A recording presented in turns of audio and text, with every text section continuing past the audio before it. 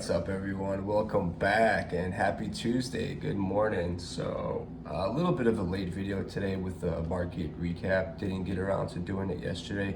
Had all the information ready to go, but had some family events that dragged into the night, so wasn't able to put that video together.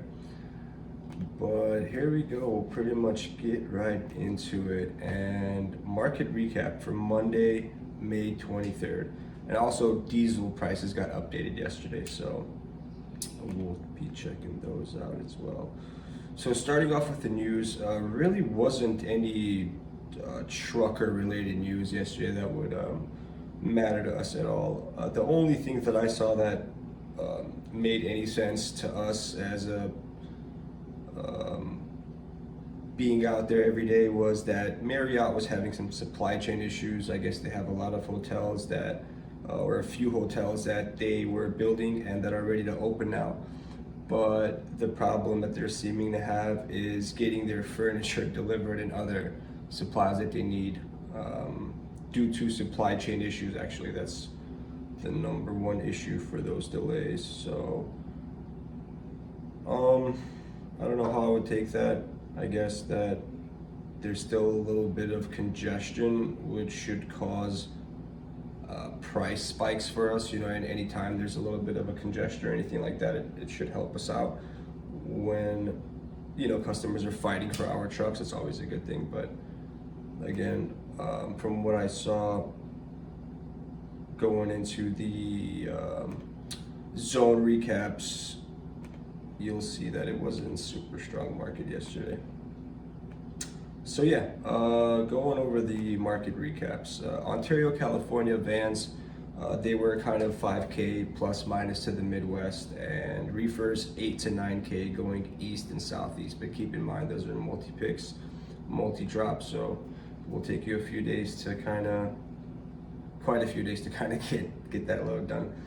Chicago, very weak market as far as dry vans and reefers goes. I mean, they were paying like 2K towards Texas, 18s towards Virginia, North Carolina areas. Reefers, again, very weak rates.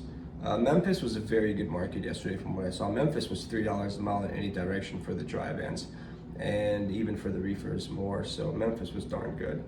Houston was pretty solid, around 240, 250 Midwest, Southeast for dry vans, and pretty much a lot of different options that you could choose from, which is always good. Good to have options. Reefer over $3 a mile out of Houston was nothing super fancy. I was expecting more out of there, but was still solid rates. A lot of different loads to choose from. So if you want to go Midwest, if you want to go East, Southeast, West, you could have taken your pick and gone anywhere you wanted in America. That's really one of the most important things when you go to an area. That's how you know if an area is good or not. You know, I'll make a video on this, but just quick detail: when you go into an area and there's a lot of different locations, if it doesn't matter if there's many different loads coming out of that area per se, if all the loads are going towards one region, but if you see that that location has a lot of loads going to a lot of different regions in the country across the US, that's how you know 100% that that area is solid and it's got a lot of different freight coming out of there when it's spreading out like that. And this is just something that I've learned over the past 10 plus years. Dallas, $2 for van, really not that great, and $2.50 for reefer, not great at all. Some loads paying more, but they were like multi-drops or multi-picks, so nothing fancy there. Atlanta, pretty solid, 24 to 25 on dry vans coming back to Arkansas or Michigan, like on 800 miles, you know, so $3 a mile out of Atlanta, pretty solid. And again, many different options. You could have gone almost anywhere you wanted. Reefers were paying pretty solid, 27 to 28 posted towards Michigan. I didn't call on any of these loads. I'm thinking you could probably get like 3,000 on them. I'm not sure. One thing that I did notice is when I call on dry vans, especially if it's 2 days ahead, the brokers really don't negotiate that much. I mean, it's maybe like $100, $150, but not even. Like, I called on a load yesterday.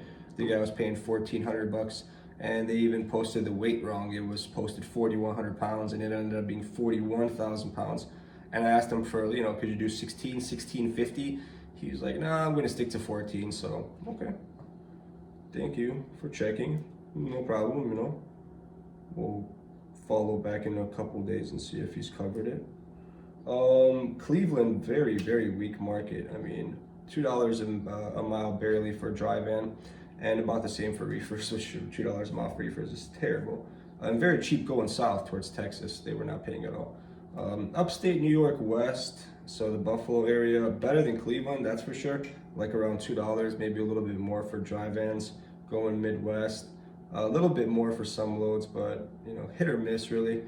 Reefer's kind of weak, but obviously your short hoppers were paying money. Once you get to like New York and stuff for reefers, a lot of short hoppers going more east, like towards Albany or going towards Mass or Connecticut, Maine, New Jersey. So those loads pay if you got the courage to do them.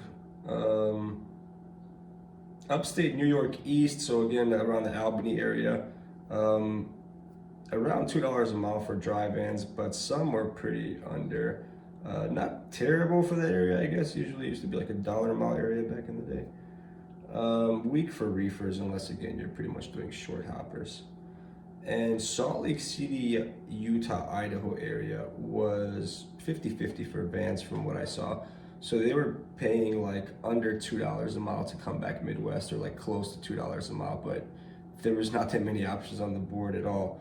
So I would imagine if you had a truck out there, you had to like make a move real quick or the load was gone.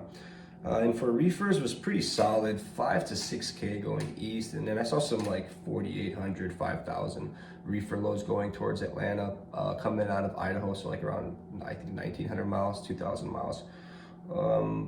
Not bad rates. Going towards Georgia, and Georgia's a very hot area for reefers. So if you're out there, you might as like forget going east. You might as well go to Georgia and then start playing around the Midwest or something. Georgia, Texas, Houston. But yeah, and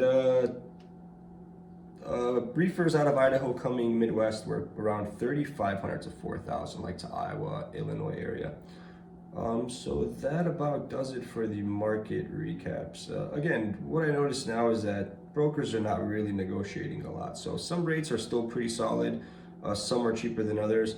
And then sometimes you get excited when you see a good rate posted, like pretty good rate posted. You want to get another 100, 200 bucks or whatever. They're not doing it.